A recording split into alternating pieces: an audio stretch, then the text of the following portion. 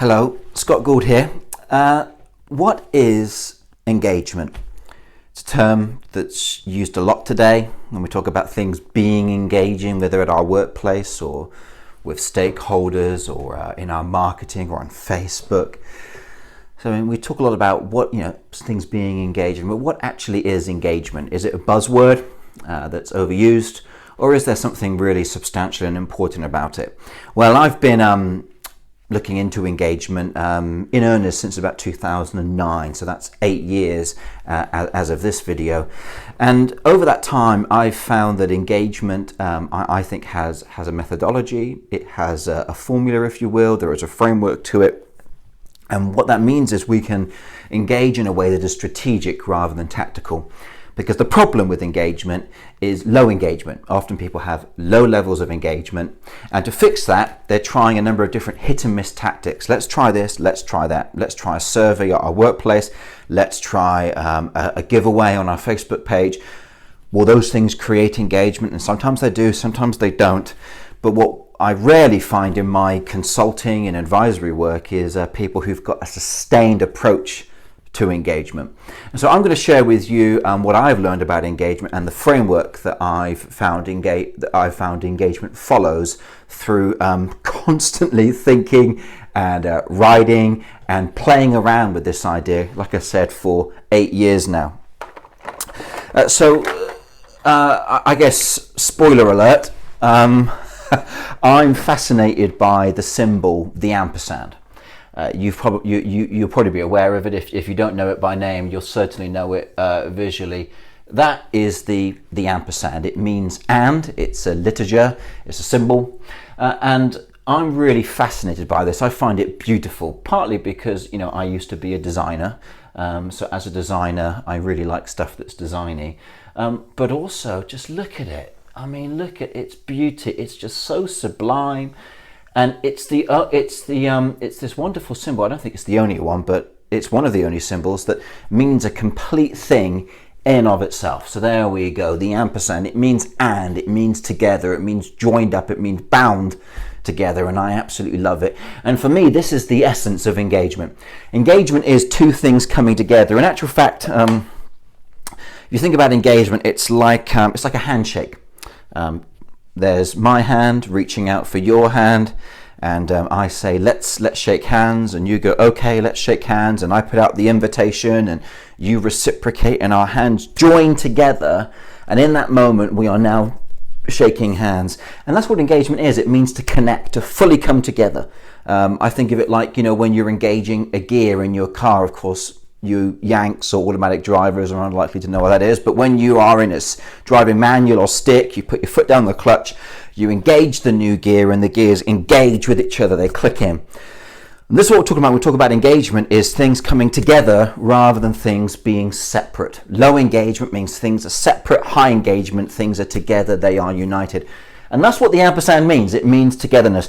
But not only does it mean this, but I found that the ampersand symbol itself demonstrates what engagement is. So I'm going to go through that with you today. So hold on to your seatbelts. Right. So where do we begin? Whenever we want to engage, the first thing that any of us do is what's called the invitation. It's the invitation to engage with me. Think about this in terms of a handshake once again. If I want to shake your hand, I put out my hand as an invitation for you to take it and shake it. So the first stage of engagement is the invitation. And it's represented by this long stretch here that peaks up at the top. And it's about the thing that you put out there. And we'll go into more of why it's this section here a bit later, but it's the thing that you put out. So engagement always begins with an invitation. And if I put out an invitation, there are two things that can be done with it. It can either be received or ignored. It can be reciprocated or it can be declined. If somebody reciprocates, we now have the second stage of engagement. The first stage is what we call invitation, and that's this bit here. The second stage is reciprocation. And Anyone who's a psychologist or a communication kind of professional will immediately see something called SR theory, stimulus and response theory. Invitation is a stimulus, reciprocation is the response. And that's engagement. And many of us instinctively know this. It's what we do. Day in, day out, a conversation is an invitation. Do you want to talk with me about football? And your reciprocation says, yes, I do want to talk to you about football. If I put an invitation saying, do you want to talk about football? And you go, no, I'd rather talk about cars. Well, then I need to change my invitation to be something different if I want you to connect with it. And we're doing this all day, every day, in our work, in our marketing, in our communication. When you're giving a presentation, you are giving an invitation for people to engage with your ideas. We do this as parents. We do this as lovers. We do this as friends. We're doing this in every single area of our life. Even this video now is an invitation for you to connect with my idea. And if somebody does connect, they reciprocate. So this is what we would flesh out as kind of like the first level of engagement, is invitation and reciprocation. What happens often in engagement, though, is people get stuck in this loop here. So let's get another color, because that's what whiteboards are for, eh? People get stuck in this loop of reciprocation, invitation. We have a great conversation, it keeps on going round, and we keep on spinning things around, but we never really feel that we get anywhere. Because for you to really get somewhere, someone needs to go from this point of reciprocation and cross this area here. And that's the point where connection happens. So let's number that. I don't know whether you can see this bit down here actually, because my video setup is not that advanced, but this is number 3, connection. That's what happens at this point, is there is connection. There is invitation, reciprocation, and then there is connection. And for there to be substantial engagement, we need to connect with each other. What is connection? What does that look like? Well, if we think about the handshaking analogy, connection is when you and I are now, our hands have come together and we are actually bound. There's something that we've united over. In sales, we might call this the close. This is the moment where someone goes, yes, I will buy, I will connect with you over this thing. And so the connection is let's join together. But it's not joining together in a shallow way, because quite literally, like a handshake, there is a meeting of two things. And this will be clear as to what we mean in a moment when I flesh out another way of looking at this, and we'll put it in a bit more. In fact, let's do that now. So what we've got here is we've got, this thing here with where people just connect up here, and they're not going into the value. They're not going into the high value, which will, as we will see, lies down here. This first stage is what I like to call invitation, but I also like to call it scatter. The reason why it's scatter is because when you put out an invitation, you are scattering that message out. You never know who's going to quite respond to your invitation. For instance, everyone watching this who's ever done a business deal will know that when you put out a business, when you've got an item, a business deal that you're looking to do, you've got a product that you're selling, so often the person that you thought would definitely buy it says no, and the person you never even considered says yes. Have you found that before? Because I find it all the time. And that's why we scatter our message, because you never quite know who's going to respond to your invitation. You never know who's going to fill the gap when the person that you thought was going to doesn't. So when someone does reciprocate, this is akin to what I call gather. So now we've got scatter and we've got gather. Scatter is putting the message out. Gather is when we pull in those who respond. And this is what's happening here in this area here. We are gathering.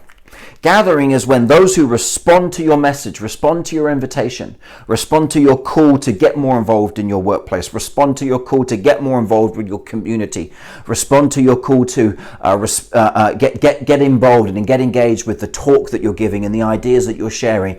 Gathering is when all of those who respond in some way, and we need a mechanism to capture this, but all the people who respond, we bring them together. Now, I'm not into tricks, but if there is one trick about engagement, and I'll use another color, it's that when you gather people who respond to your invitation, you don't just gather them to you, you gather them to each other. And this is what makes engagement go from being a one-to-one thing to being a multiple person thing. And the reason why you do this is because all those who are responding to your invitation, all those different people, When they come together and see everyone else who's responded, you now create a moment of social cohesion, social identity, group dynamics come into place. And we now switch from this area here, which is often about volume, to this area down here, which is very much about value. Can't be a good bit of alliteration, can you? Volume and value. So what's going on down in this bottom part here now? Now, let's see here, all these different pens going on. What's going on down here? This area here, having connected here, the person that we're engaging with now goes through this additional journey. And this is where reconnection happens. If you connect with someone, that's all very well and good. Say you go to a great concert, you find it really engaging, you're thoroughly involved, but you go away and you might easily forget about it. I've noticed this with events particularly. People have great events. People have been gathered together with other people like them. It's thoroughly engaging. Oh, this is amazing. Let's meet up. Let's do this. Let's do that. And then the next day, the emotion's a bit less. A week later, everyone's forgotten about the event. 2 weeks later, you're wondering, did that even ever happen? And this is what it's like when you meet a new person, when you come across a new idea, is it comes into your purview, it engages you for a moment, but it so easily slips away. The highest level of engagement is where we now embed and integrate with that idea in our lives, or that person, or that company, or that brand, or that role in our workplace. We integrate with it, and to do that, we need to reconnect. So this stage here, and it seems I've lost my black pen. This stage here, and is number 4, and this is reconnection. Because to really connect properly, we need to reconnect. Greg McKeown says, rereading is when you're really reading, right? And so reconnecting is when you're really connecting. And I often go by the rule of 3. I think 3 meaningful connections are what really makes someone click in and get on board with you. And so this is the stage of reconnection. So we've had our first connection here, and we've got a second connection, and then we've got a third connection. By this point, this person really is connected. So we've had we've had scatter, we've had gather, and now this last stage, obviously it has to rhyme, is called matter. You see, when you reconnect, you are integrating with something. And this now means that the thing that you've connected and integrated with, you being the recipient of the engagement, you are building it into your life. As the initiator of the engagement, the thing that I'm providing, now that it's being integrated into them, they're engaging with it at such a level that they are integrating it into their lives, this now becomes a platform for them. And that's what happens down at the matter stage, is we enter this kind of level of platform economics.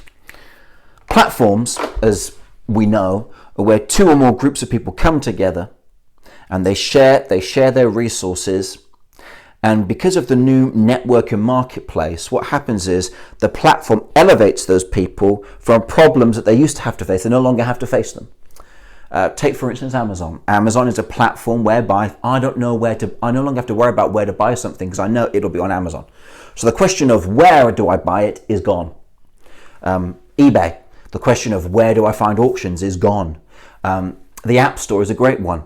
The App Store elevates the problem of me needing to go and find apps from each developer individually, and it elevates the problem of developers needing to find a marketplace. So the platform elevates us. Well, at the highest level of engagement, we engage in something at the level of a platform. So take an idea.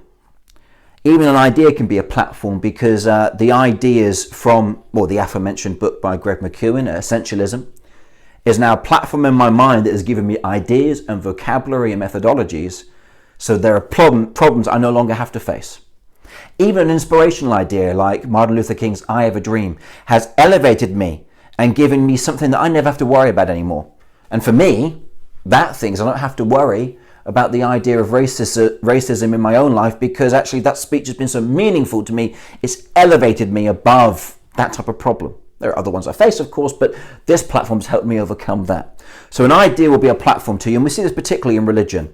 And let's say Christianity, I was a Christian minister for some time, and what Christianity and theology will do is it will create a platform in your life where you no longer have to answer questions of what's the meaning of life, why am I sick, because now I've got a theology that provides me a set of answers for those questions. I can now focus on building other things in my life. Or a church is a very good community that engages me at a high level, gives me a platform, and I've now got friends. I don't have to worry about where to get friends because I get them from my church. Of course, there are many other examples, but those are just two off the top of my head. So this is my ampersand model of engagement. Now, what happens here? It's going to have to wait for another video, but it doesn't end. The point with engagement is it doesn't end. There is something else it will go on to, hence we've got this kind of open-ended space here, and we will explore that in further detail another time. So engagement, scatter your message. When people reciprocate, gather those who reciprocate together. Don't just stay in a loop with just you and them. Gather them together. Let them go through this line of your creation, of your message. Let them connect to it, and then find ways to reconnect. So very briefly, to finish off, scatter, this part here. This is the ability to communicate. That's the organizational capability that must be had. Gather, this is about events. And that's the organizational capability that's required, is events. And I would certainly recommend these offline interactions. More on that another time, I think. And then this final stage, matter. Well, the organizational capability here, like we've discussed, is platform, an ecosystem and community, things like that. So scatter, gather, matter, following those three stages of invitation, reciprocation, and connection, and ultimately reconnection. That's the framework of engagement, and in a very short summary, my life's work, I suppose. I hope you enjoyed this. Subscribe for more videos. Cheers.